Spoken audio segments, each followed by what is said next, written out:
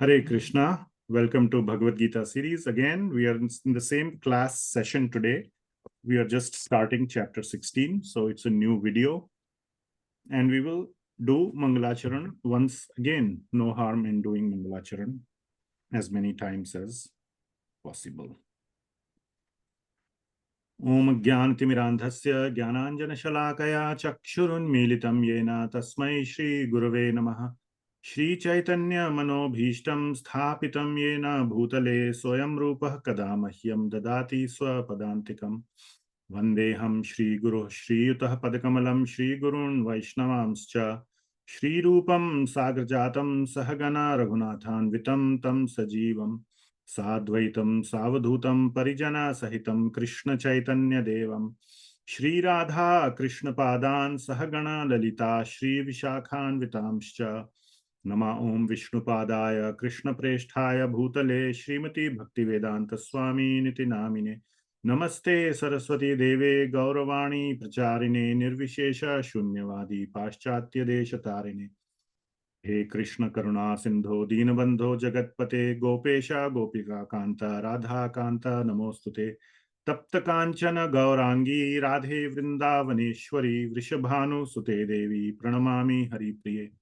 Vanchakalpatarubhyascha Kripa Sindhubhya Evacha Patitanam Pavanebhyo Vaishnavebhyo Namo Namaha Jaya Shri Krishna Chaitanya Prabhu Nityananda Shri Advaita Gadadhara Shrivas Adi Gaura Bhakta Vrinda Hare Krishna, Krishna Krishna, Hare Hare, Hare Ram, Ram Ram, Hare Hare. Srimad Bhagavad Gita ki jai, Srila Prabhupada ki jai. All right, chapter number 16, Divine and Demoniac Natures. So we will, am I sharing slides?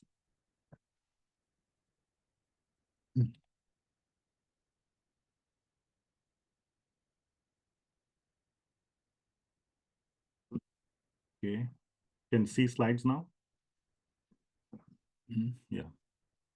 Okay, chapter 16. Daiva Asura Sampad Vibhaga Yoga. So Daiva means divine or goodness, and Asura means demoniac.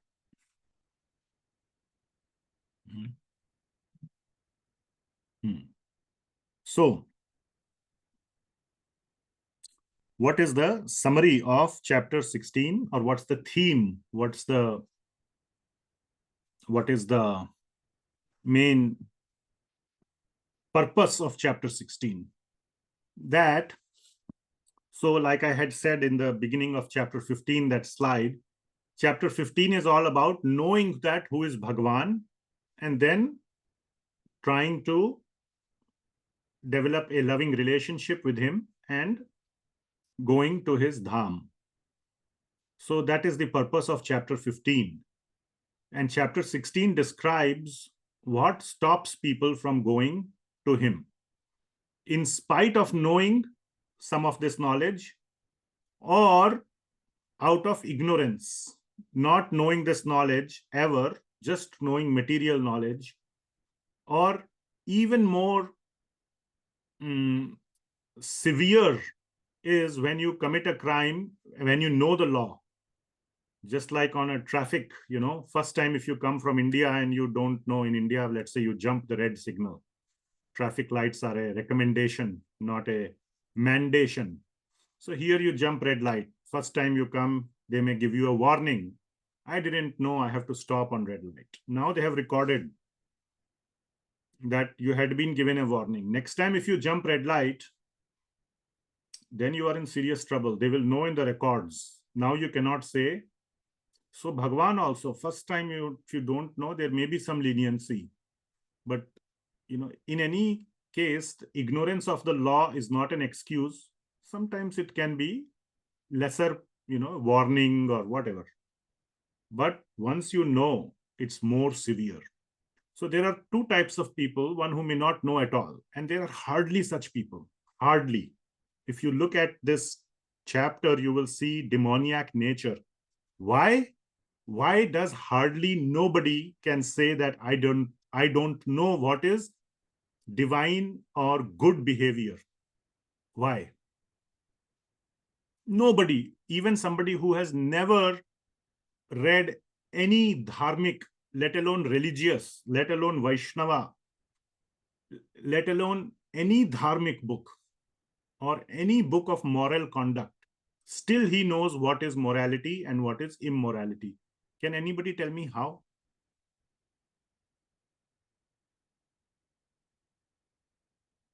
How one knows? Nobody? It's innate. It's innate. And How, it's sort of like a how is very it? social. Okay, Nitin Prabhu. Prabhuji, from childhood itself, we have been told what is good, what is bad, right? And then You're told, I'm saying, without even being told. I Ram Prabhu. Namaste, Guruji. I think in one of the chapters you said there is some essence of God in everybody. And Okay, so I'm talking about more practical, just practical, very, very logical. So anyway, instead of going through a whole discussion about it, there are all the people in the world and we interact with people living in a society. We know what we like and we don't like, isn't it? So why do something to others which you don't like others doing to you? And what I just said is the foundational sentence of Christianity.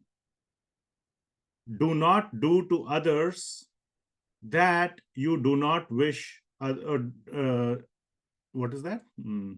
Don't do to others that, to your neighbor, that you wish they do to you. Something, yeah. So you get the point. That's how you know. Whatever you're doing to someone else, would you like that to be happening to you in reverse? If the answer is yes, go do it. And if the answer is no, then don't do it. And everybody, yes, everybody is born not with that innate knowledge or with Bhagawan. Yes, that's true. But everybody knows what he likes, what he doesn't like. Even a small bacteria knows, based on its sense of the acidity, the pH value. That's the only sense it has. Like we have 5 sense organs: sight, touch, eyes, ears, whatever. They just have one sense, pH value, and they always want to go towards higher pH, which means basic, not towards acidic. That's all. There are some bacteria like that. So even a stupid bacteria with no intelligence knows what he likes, what he doesn't like. I'm just making a point. A dog knows, yes, I want to go toward a bone and I want to run away from, I don't know, whatever, bigger dog. Smaller dog runs away from a bigger dog. So that's how we know. That's the most fundamental. And yes, of course, then beyond that, there are because then there are more complex scenarios. And Shastra teaches us how to make good decisions or make good choices in more complex situations. So anyway, what I was saying is that those people who don't know, and more severely people who know Bhagawan, or that, the law of dharma, Bhagavan's law of karma and dharma and everything, still why do they, or what impels them to not go towards him? On the contrary, go away from him. And how they get or remain stuck in the material world. So that is the essence of chapter 16. And So basically it is qualities that suppress bhakti. You cannot have these demoniac qualities and do bhakti at the same time. And that means willingly do these, consciously do, not unconsciously. So some of the things may be, like I said with that example, some of the things are obvious you shouldn't do, like don't kill another person.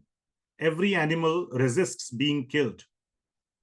What to speak of a human? So why would you go and kill someone? Simple, very straightforward argument. But there may be more complex things, like to kill maybe in self-defense. Is that, now that becomes a very much more complex scenario. And Shastra tells us what to do in various scenarios. So those with the knowledge or without the knowledge, either way, demoniac qualities that suppress or debilitate our Krishna consciousness, we should try to remove those, especially if we are doing it knowingly. Knowingly, if we are doing those things. So this chapter goes into what is knowing, what are the things that are clearly going to take us away from Krishna.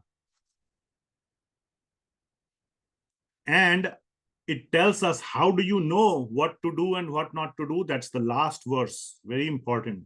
Starts with the word tasmat. So tasmat and tu and ataha, 3 words in any verse becomes important verse. Tasmat, ataha, tu. So importance of Shastra. That is the last verse of this chapter. What is the last verse? Tasmat shastram pramanam te karya akarya vyavasthitau gyatva shastra vidhanoktam karma kartum iharasi.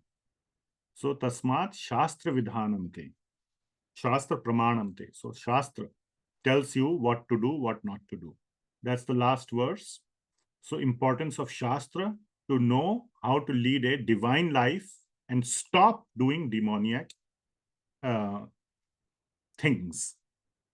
So it is telling us the eligibility and the non-eligibility to know Sri Krishna. So in the 15th chapter, we learned about who is Krishna. You cannot have the non-eligibility criteria in you and at the same time try to learn Krishna. Okay? You cannot like keep breaking the law, keep running over red lights, and then try to remain or become a traffic cop. A traffic cop himself, first of all, has to obey the traffic laws. If you keep breaking the laws, forget about becoming a traffic police person. Or being a demon cannot be a bhakta. That's the analogy. So eligibility and non-eligibility criteria for going to Krishna. And a large part, a small part of this chapter is good qualities. Why? Because a lot of Bhagavad Gita has already talked about good qualities. This chapter of Bhagavad Gita specifically talks about bad qualities. Why? Is Bhagavad Gita trying to promote bad qualities? No, it's not trying to promote bad qualities in you. It's trying to promote the awareness of bad qualities so that you can look at them.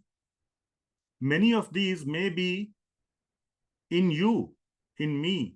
So we should identify. And they may be present not because you're a demon, but because they are blind spots. And try to identify them and eliminate or remove those blind spots. So that is the purpose of chapter 16. So chapter 16 starts with 26 good qualities.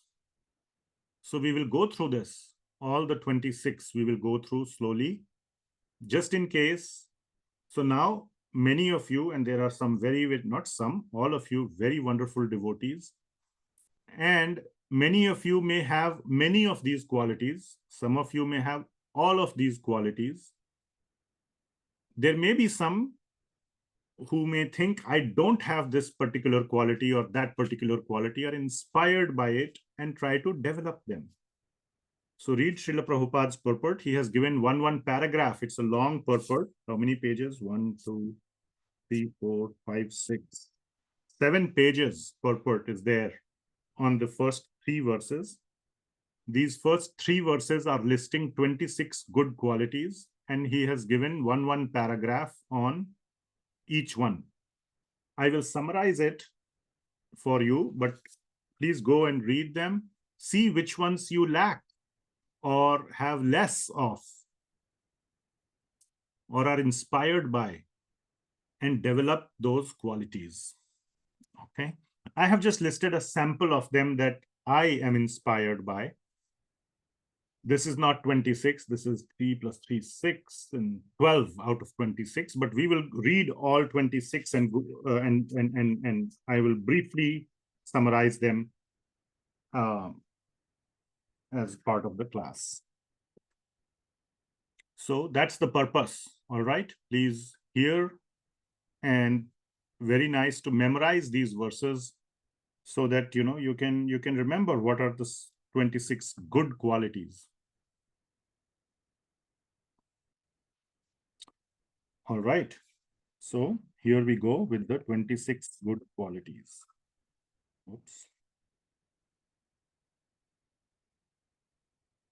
All right. Chapter 16, the divine and demoniac natures. Sri Bhagavan Uvacha. So again, does not start with a question, but a continuation that bhaktas do bhava or bhakti with bhava or bhav bhajan. That is bhakti. And here are the qualities of such a person, or these are the qualities to become eligible to do really bhav, full of bhav bhajan. These bad qualities and full bhav bhajan, sarva bhav bhajan, don't go hand in hand. On one hand, you are having envy for some other person. On the other hand, you are trying to love Krishna. Is kind of doesn't mix together. That's like, you are dipping rasgulla in a salt syrup. You have to dip rasgulla in sugar syrup. It doesn't mix together. So text number 1. Shri Bhagavan Uvacha abhayaṁ sattva-saṁśuddhir Jñāna-yoga-vyavasthitiḥ dānaṁ damaḥ yajñaḥ svādhyāyaḥ ārjavam. So that's the first verse. So we'll go verse by verse, even though all 3 are given together. Okay. So fearlessness, purification of one's existence, cultivation of spiritual knowledge, charity, self-control, performance of sacrifice, study of the Vedas, austerity, and simplicity. So let's see what these are. Abhayaṁ. Abhayaṁ means fearlessness. So fearlessness, not being afraid of material situations. Material situations are part of material life. And the most fearful material situation for everybody is death. Well, all devotees also have to die. In many times, even from a Leela perspective, even Bhagawan has to leave. Now he disappears, antardhan. We say don't die, but the Leela is carried out in a way as if for material people, they can stay material. Like Lord Krishna was shot by a hunter in the foot, but that was just a Leela to, he sakshat with his whole body and rath, he ascended into the spiritual world. That description is given in 11th canto of Srimad Bhagavatam, last chapter.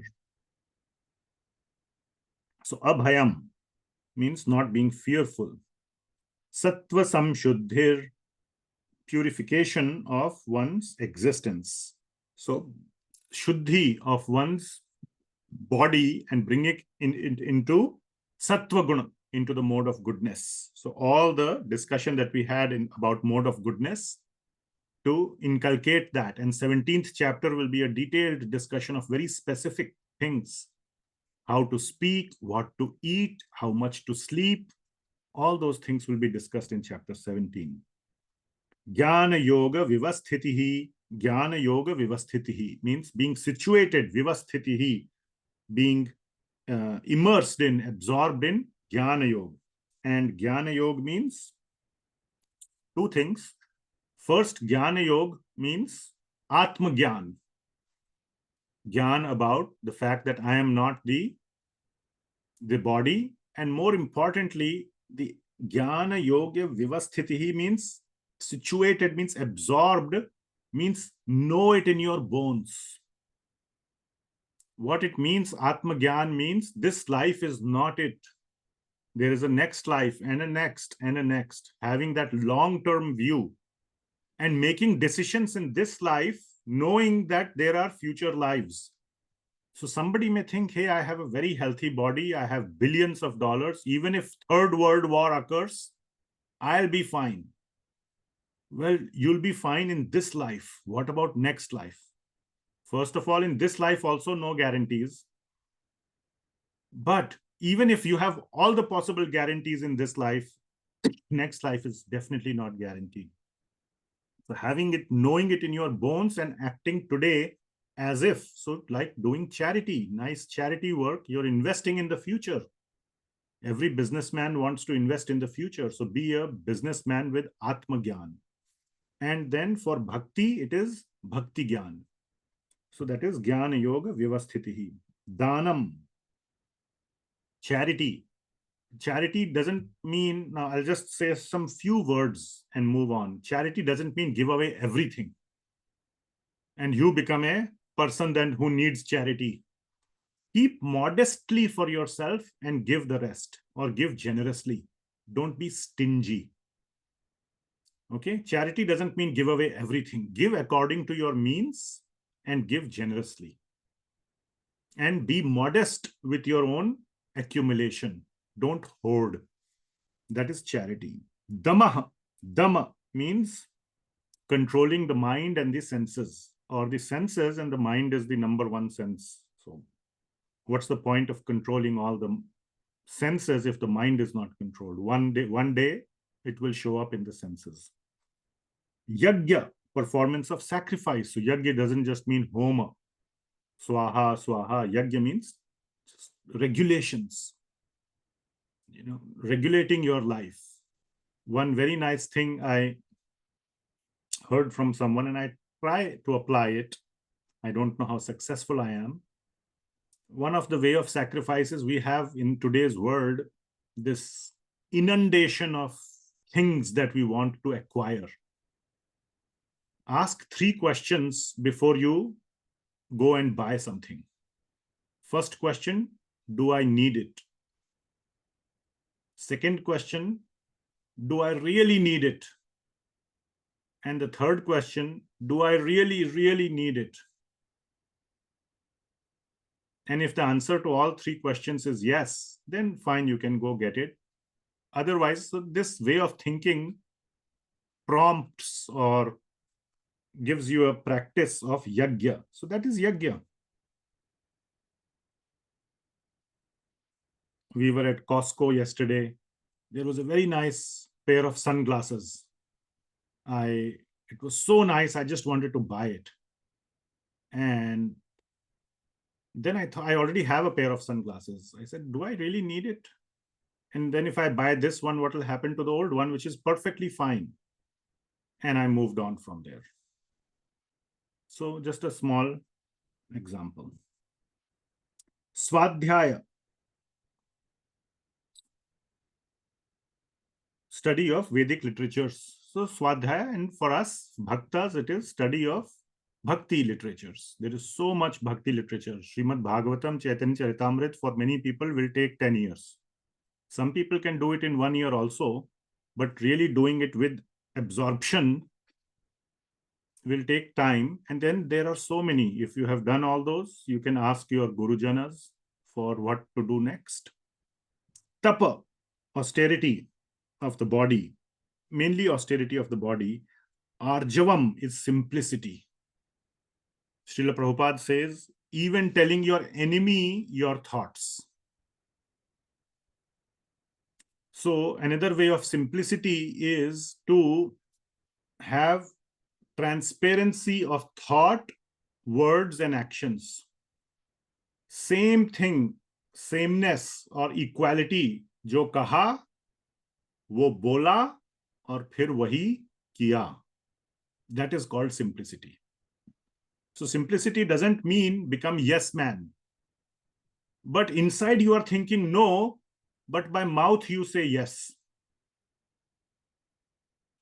And action is no or low quality. So somebody asks you, please, can you do this? You think, why is he bothering me? I want to say no, but you want to look nice. Yeah, sure. And then you do some half-baked job and give, wash your hands. So thinking one thing, saying another thing, doing a completely third thing, saying yes, or thinking no, saying yes, doing something in the middle. Just some daily example. I do that sometimes. So we need to improve on that. Ārjavam. Simplicity. Ahiṁsā, non-violence, both to others and to ourselves. Satyam, to say what you see and understand. That is satya. And for not to twist anything for your personal benefit. Even if there is personal loss, to say it or to whatever, to do it. Akrodhaḥ. Akrodhaḥ means free from anger. And there is a fill in the blank after that. Free from anger, even when provoked. So many people get angry when not even provoked. So that is first level. At least don't get angry when you are not provoked. Next level after that is even when provoked, not to get angry.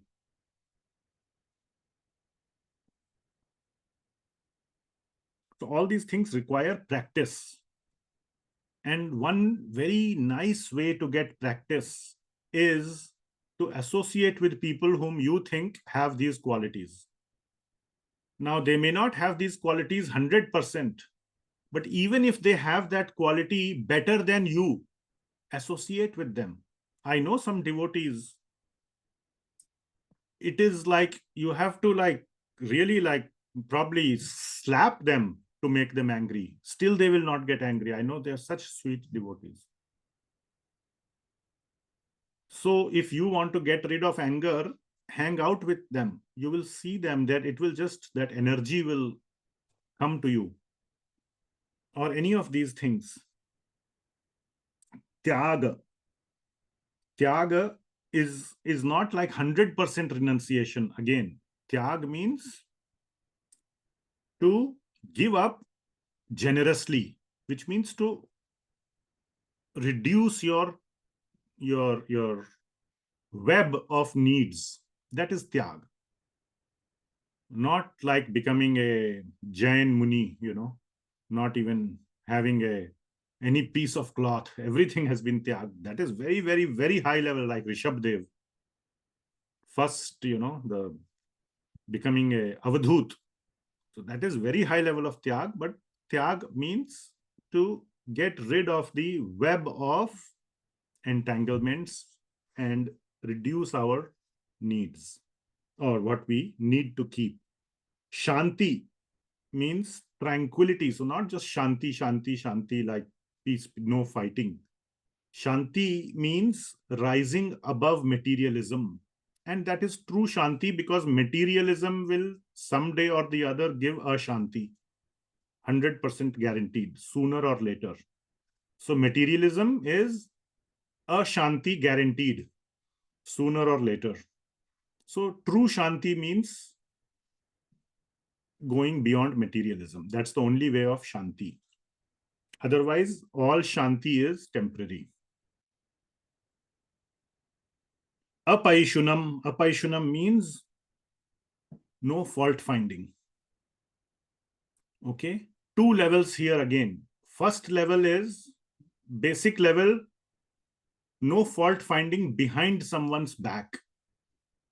Okay, this is called what? Backbiting, या क्या कहते हैं और?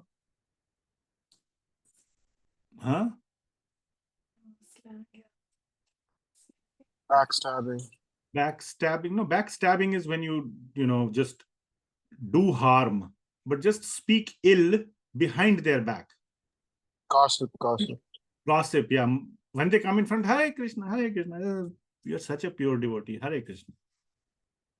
And behind their back, then all the stories begin. Back, whatever, yeah. So that is first level. And second level is to not do it even behind their back. And even in your own mind to not do. That's very hard. Very, very hard. So that is apaishunam. No fault finding. And that is a very, very important quality. In fact, Sri Rupa Goswami makes it a very important criteria in his 5th verse of Upadeshamrita. Krishneti yasya giritam manasadriyeta dikshasti chet pranatibhischa bhajantam isham. Then, third line. Shushrūshaya bhajan vigyam ananya manya nindadi shunya hridi ipsitam sangalabdhya. Nindadi shunya. One who is shunya ninda, no ninda. To such a person, you should take his shelter. Make him your guru. Such people are so rare. If you find them, you should just not leave them. Stick to them. Chipak jao. Chodo nahi. Aaj na chodunga tumhe. So you have to completely take their shelter. That is very, very important quality. No fault finding. And such people, what I'm saying is no fault finding even in their mind. Not just externally or through speech. What to speak of behind others or in front. They don't even think. Very, very important quality. And what happens is when you pick up one of these, and especially one significant one, it's like others automatically happen. Automatically they begin to happen.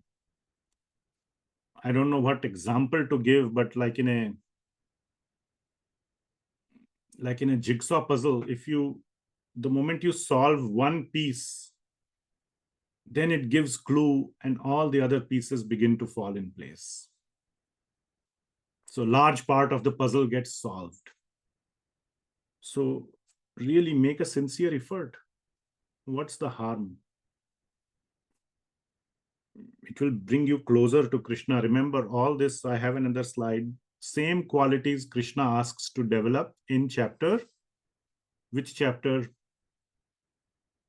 13. 13 and 12. 12. Yes. Why in 12? So that you can become a good person? No. So that? You can become dear to Krishna. Yes. So that one can become dear to Krishna. Yes. So 12 and 13, both 13, 8 to 12 verse. 5 verses. And chapter 12, number 13 to 19.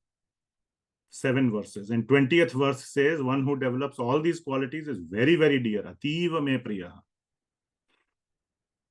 So here in detail they are given, or another list is given. I am explaining here. Mardavam. No, did we discuss daya? Okay, daya means mercy or kindness, especially to those who are weak and helpless, or weaker and helpless than you.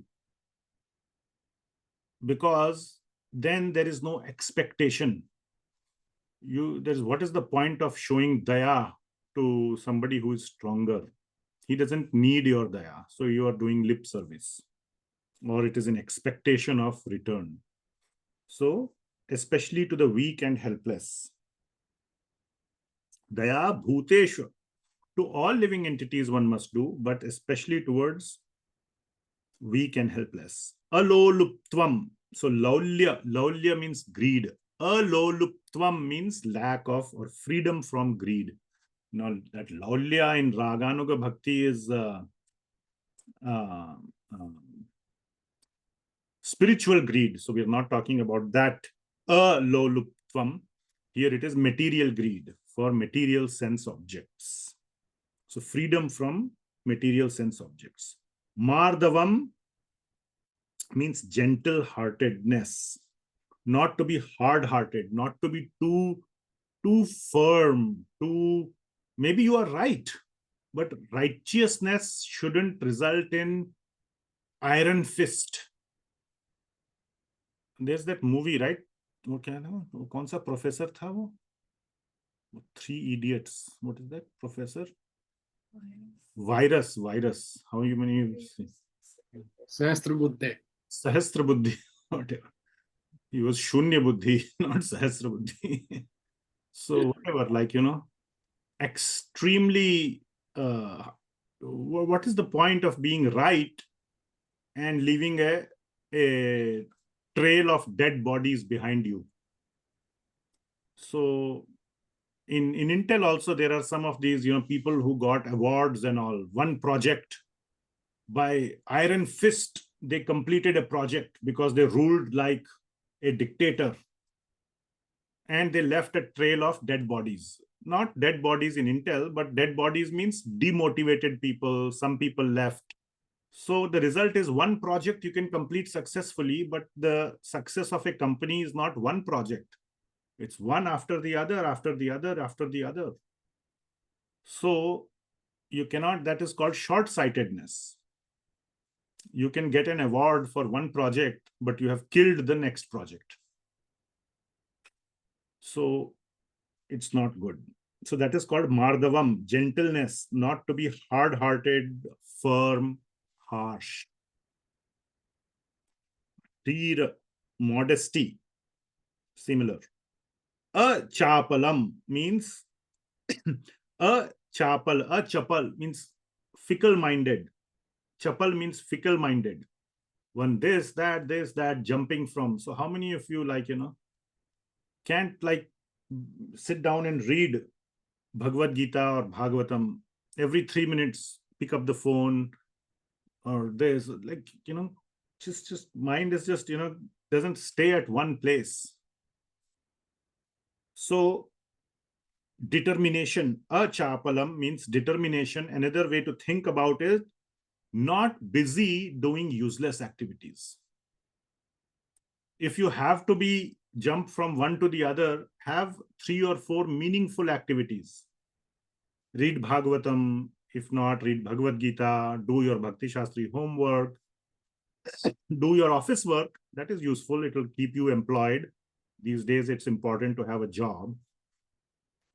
With artificial intelligence taking up all the jobs, it's important to retain your job. So do your office work. Don't just work for home. You can work from home, but don't work for home. So do your work. Complete the activities. Raise children, give them Krishna consciousness. All the things can be done. So doing useful activities. Okay, third verse. Tejah kshama dhriti shaucham adroho ati-mānitā bhavanti sampadam daivīm abhijatasya bharata. So vigor, forgiveness, fortitude, cleanliness, and freedom from envy and from the passion of honor. These transcendental qualities, O son of Bharat, belong to godly men endowed with this divine nature. So Teja means vigor. Another way to understand it is courage. So having the courage to do uncomfortable things, not being always trying to ride the wave. Sometimes you have to go against the wave if it's the right thing to do. Kshama, forgiveness. Again, 2 levels are there. We are such idiots or so fallen. First level is to give forgiveness who deserve it. Okay? at least forgive them. We are so rascals, we hold it. Gaya pakad mein sala. Ab to I'll hold it against him for the rest of his life. Even if it was accidental, or somebody deserves forgiveness. Sometimes we don't forgive and move on.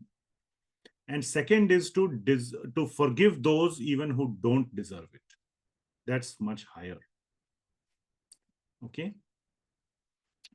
Now, forgiveness doesn't mean if somebody slaps you on one cheek, you put your another cheek. No.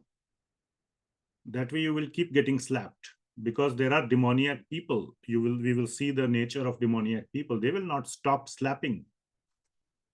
So it is said Mahatma Gandhi got freedom from India, from British for India by non-violence.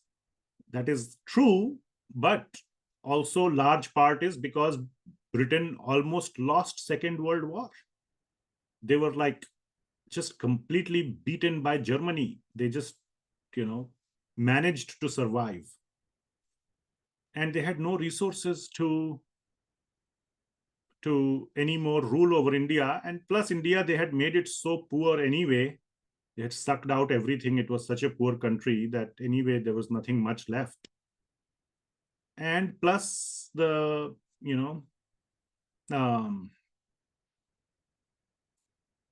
patience was running out.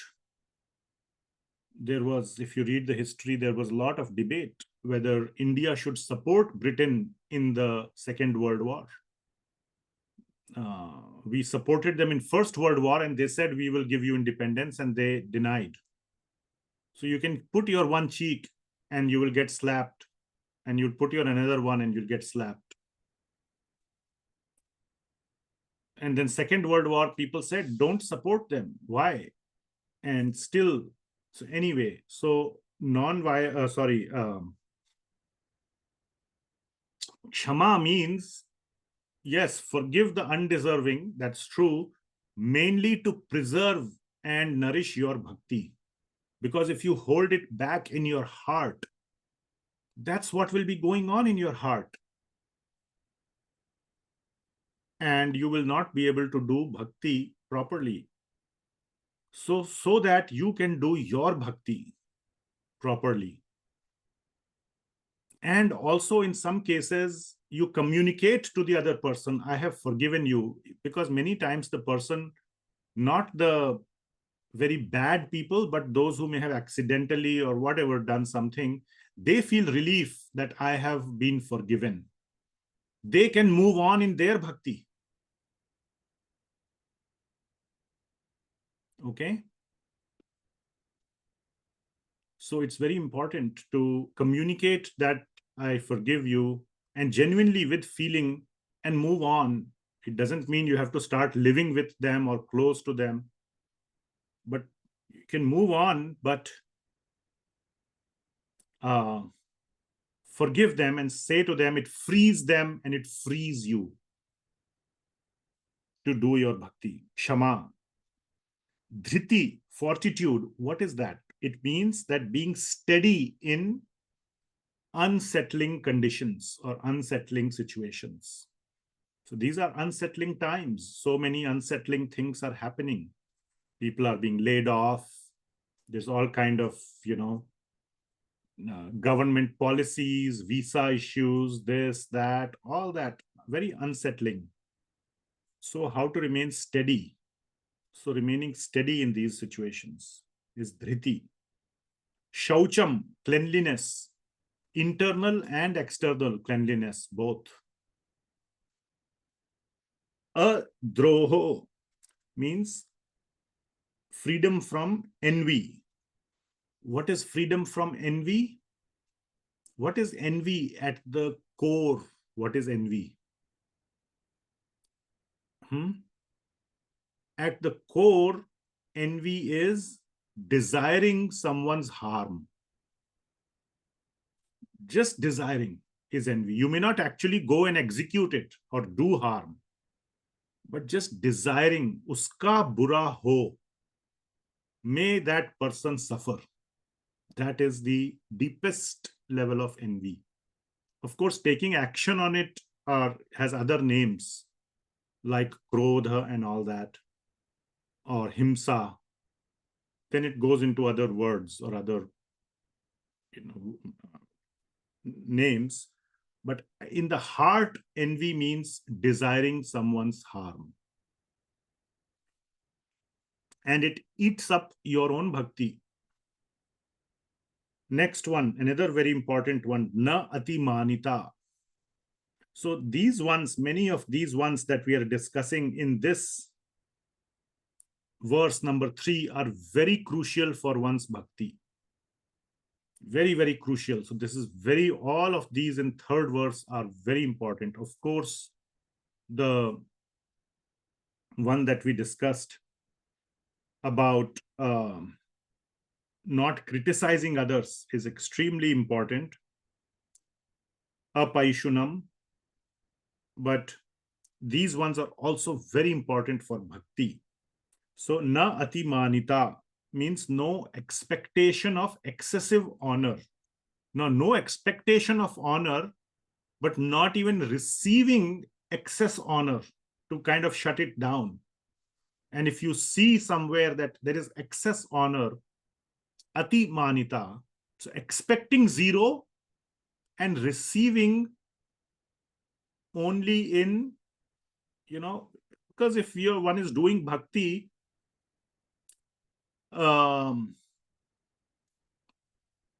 man is a servant, walks with you. You get respect of other people. It's hard to completely run away from it. Madhavendra Puri, for example, ran away from it. The moment he knew he became famous in the Shirchor Gopinath temple area in Balasore, he ran away. He disappeared, because he became famous. Now people will come. I don't want that name, fame, and he left. So, but anyway, one should suppress if one gets ati-man. No, please don't do it too much. Thank you very much. I am honored by your kind words. Bas, enough. So like that. So no expectation of honor and not receiving excessive honor. Some honor may automatically come, but only if it automatically comes.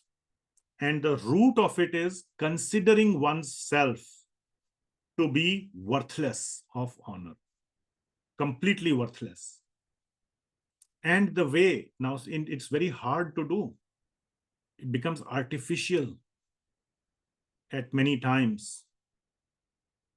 If one is really having good qualities and honorable qualities, how do you consider yourself worthy of worth nothing? Then it can become like a mental gymnastics only. So the answer is to associate with people who are worthy of far more honor and to see how much more I have to go. And everybody has some faults. Some faults will be there. Magnify those faults in yourself. Always meditate on how to remove those faults or lament that I have these faults. Therefore, the songs of Bhaktivinoda Thakur, Narottam Das Thakur, you'll see all the time, large part, they are magnifying, over-magnifying their faults. Yeah. So that is, those are the ways. And this verse is very important for bhakti. Trinadapi sunichena taroriva sahishruna manina amanadena kirtaniya sadahari. This is what allows one to do kirtan. Manina amanadena. So manina na. So means not expecting any man, but giving manadena, giving appreciation to others. Very conducive for sada kirtan. Kirtan sada. Nitya kirtan. Nitya satatam kirtayanto mam, it enables. Okay, so that's the last one. Bhavanti sampadam daivim. These are the qualities of daivi, good qualities. Abhijatasya bharata. That qualities of a good person. So the point is that, last point for today is that these 26 qualities are the qualities that we should try to develop. Okay? And it helps our bhakti, just like we said, manina amanadena kirtaniya sadahari. It enables nitya kirtan. But bhakti further nourishes these good qualities. So it becomes like a virtuous cycle. It becomes an upward cycle. You do X, it causes Y. Y nourishes X, X nourishes Y. So it goes into a ever increasing or a virtuous cycle.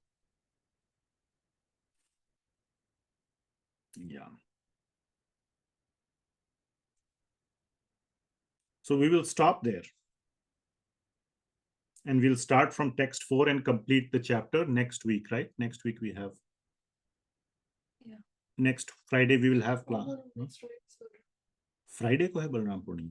So next Friday we will not have class. I don't know when we will have class. Next after that is Janmashtami what do you call? Eve, Janmashtami Eve. So by the way, this Tuesday is a very important day, extremely important day for all of us. It is the disappearance day of Sri Rupa Goswami. So please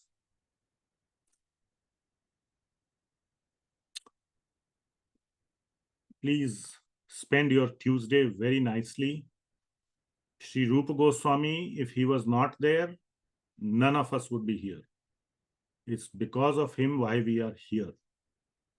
His writings, his teachings, just who he is. And also the disappearance day of Sri Gauridas Pandit. Please read about him. Great, great, great